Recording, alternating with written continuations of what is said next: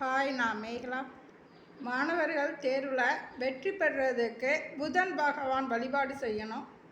நவக்கிரகங்களில் நமக்கு கல்வியை தரக்கூடிய கிரகம் புதன் பகவான்.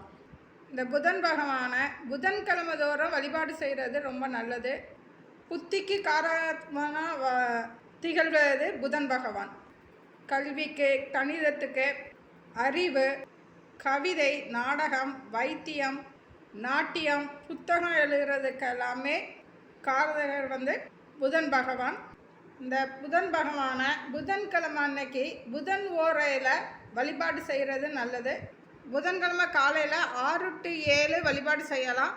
காலையில் வழிபாடு செய்ய முடியாதவங்க இரவு 8 to 9 கூட வழிபாடு செய்யலாம். புதன் பகவானுக்குரிய உலோகம் வெண்கலம். வெண்கல விளக்கில் தீபம் ஏற்றணும். 5 தீபம் ஏற்றணும். வெண்கல விளக்கில் 5 முக விளக்கு இருந்தால் அதை ஒரு விளக்கு வச்சுக்கலாம். இல்லைன்னா ஒரு வெண்கல விளக்கு, 2 யானை விளக்கு, 2 நெல்லிக்காய் விளக்கு. இந்த விளக்கெல்லாம் இல்லைன்னா கூட 5 நெல்லிக்காய் விளக்கு கூட தீபம் ஏற்றலாம். தீபம் ஏற்றுறதுக்கு ஒரு தாம்பூலத்தட்டு, அது வெண்கல தாம்பூலத்தட்டாக இருக்கணும். அந்த தாம்பூலத்தட்டுக்கு மஞ்சள் குங்குமம் வச்சுட்டு அதற்கு மேலே 5 வெற்றிலை வைக்கணும். வெற்றிலைக்கும் மஞ்சள் குங்குமம் வைக்கணும்.